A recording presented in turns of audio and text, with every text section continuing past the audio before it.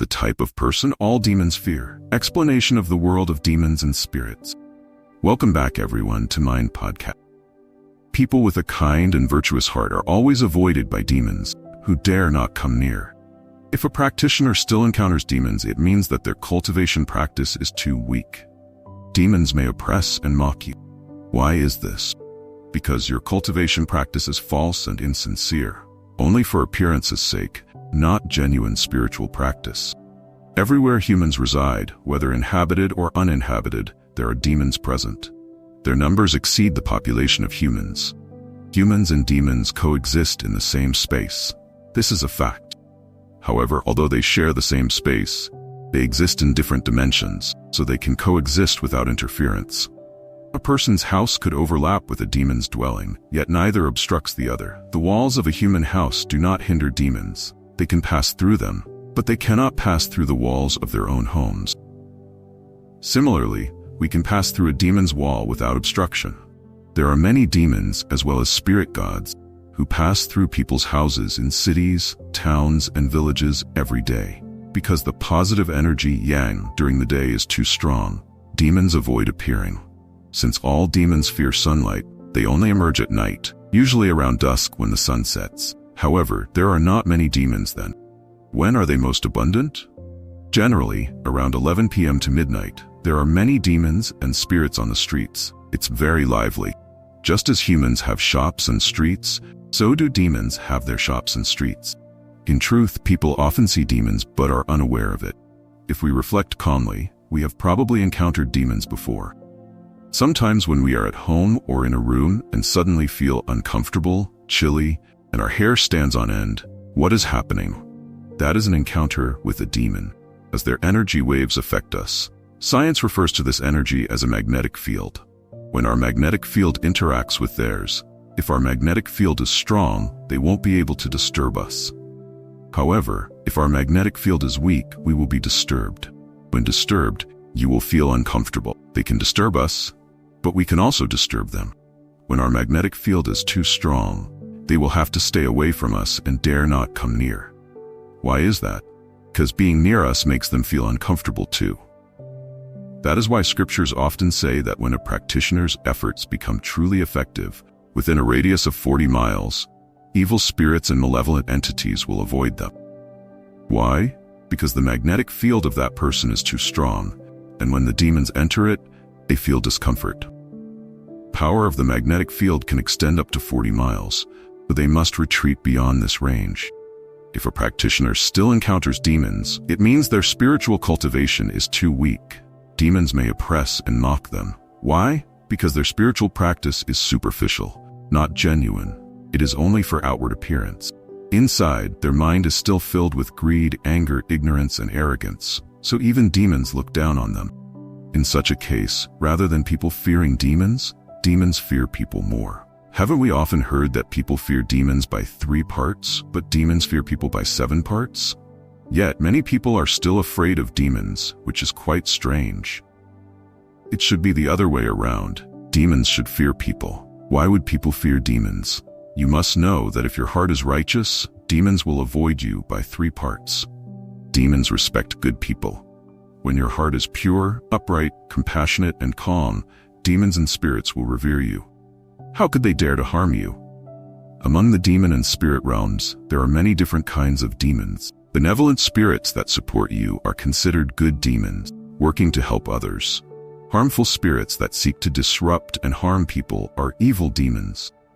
The question of whether demons and spirits help or harm people depends not on them, but on us. If we maintain a good heart and always do good deeds for the benefit of society and the public, benevolent demons and spirits will certainly support and protect us. If our hearts harbor evil intentions and we do things that cause harm to society, focusing only on our own interests, then demons and spirits will harm us. Therefore, whether we benefit or suffer harm does not depend on others but on ourselves. There is a type of person that demons dare not disturb. The ancients had a saying, "One righteous thought suppresses 100 evils," meaning that a single pure and genuine thought can suppress all wickedness. Every conflict and grudge in this world has its root cause. and only with pure thoughts and a sincere heart can we dissolve the negative karmic ties that have been formed. Following story provides a perspective on this matter. Once, there was a wealthy family with countless fields, gardens, and livestock. Among their flock of chickens, there was an especially beautiful rooster. Every morning, without fail, this rooster would loudly crow at dawn, its call echoing throughout the entire village. One day, while foraging, the rooster wandered into a dense bamboo forest and lost its way. Unable to find a way out, disappeared, and nobody noticed or looked for it anymore. Trapped and starving, the rooster eventually died there. Its soul did not move on, but instead turned into a mischievous spirit. This spirit enjoyed transforming itself to cause trouble and inconvenience for the villagers, particularly holding a grudge against its former owner. When it got lost, the owner did not bother to search for it, showing no sense of loyalty or affection. Because of this, the spirit frequently returned to sabotage and destroy the owner's property. The owner tried every method he could think of to get rid of the spirit, but nothing worked. He had no choice but to pack up and seek the help of a spiritual master to banish the mischievous spirit. The spiritual master performed rituals and chanted spells for days on end, but to no avail. During the day, everything seemed calm, but at night, the spirit would cast spells, causing the bamboo grove to creak and sway eerily, filling the air with unsettling noises. It even entered the house to disturb the owner and the spiritual masters, giving them no peace.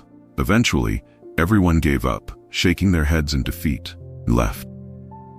One day, a scholar, lost on his journey, happened upon this ruined house to seek shelter for the night. He was startled by the desolation and found the owner sitting with his knees hugged to his chest, looking dejected. Curious, the scholar asked what had caused such devastation. The owner, deeply sorrowful, recounted the entire story and tearfully confessed, "Because of this evil spirit, my entire livelihood has nearly been destroyed." The scholar consoled him, saying that he would try his best to use whatever modest talents and strength he had to help. He advised the owner to tidy up the house and move whatever remaining valuables he had to a safer place. In the coming days, the scholar promised he wouldn't step out of the house. From that day forward, the scholar devoted himself day and night to studying, never leaving the house. The first 2 days, there was no sign of the demon, but on the third night, the spirit finally appeared. It stood outside the door, banging and screaming with a terrifying sound.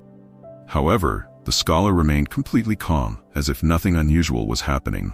Angered by this, the demon barged into the house and blew out the lamp. The scholar, still unperturbed, relit the lamp and continued reading. The demon then transformed into a monstrous figure to frighten him, using all kinds of tricks. The scholar paid it no attention. Instead, he laughed heartily as he read his book.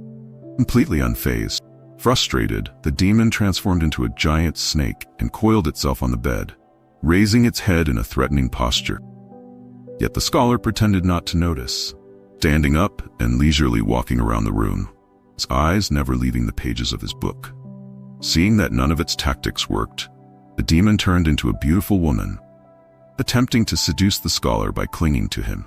At that moment, the scholar suddenly turned, grabbed the demon's hand, and said, "A righteous person has no fear of evil spirits. Reveal your true form, or I will burn you to ashes." In an instant, the demon returned to its true form. The scholar calmly said, "If you have any grievances, speak them out. Why cause all this trouble and chaos? If you continue like this, you will eventually face destruction." The demon then revealed its deep resentment. It had once been a rooster, loyal to the household, enduring the elements for years. When it became lost, it had hoped the owner would come to its rescue, but even at its death, no one came to care for it. Fueled by this bitterness, it became a vengeful spirit, returning to the house to cause havoc and destruction. If the scholar could help the spirit find peace, it would certainly stop causing trouble. After saying this, the spirit led the scholar to the bamboo grove and showed him the spot where it had been trapped years ago. Before the scholar could say anything, a cold gust of wind blew through, making the dense, thorny bamboo rustle as its leaves fell. The spirit vanished. The scholar recounted everything to the owner. The next day, the owner ordered the bamboo grove to be cleared, and there they found the intact body of a rooster. The villagers, upon hearing the news, flocked to see for themselves. Many people were astonished, commenting that even animals have feelings, just like humans, and that we should not treat them with cruelty or neglect. The scholar advised them to cremate the rooster, allowing it to find peace and be reborn into a better life. The villagers marveled at the scholar's wisdom, saying that he had resolved the karmic bond between the owner and the spirit just by reading virtuous books. The scholar humbly told them, in this world, humans are the most intelligent and precious beings. As long as we follow the teachings of the sages and live righteously, we can conquer any evil spirits that disturb us. Reflecting on this old story, it resonates with our current times. Nowadays, when people face misfortune or difficulties, many spend money on offerings, prayers, and rituals to ward off evil and seek protection. However, they fail to realize that no matter how many offerings are made, if they don't focus on cultivating their morals and virtues, it is useless. The ancients taught that reading virtuous books nurtures the soul with noble and righteous thoughts. A righteous person emits a radiant aura that demons fear. When one's heart is filled with good intentions and influence others, and even evil thoughts will dissipate, resolving all conflicts and grievances. As the old saying goes, when one's inner righteousness is strong, no external evil can harm them.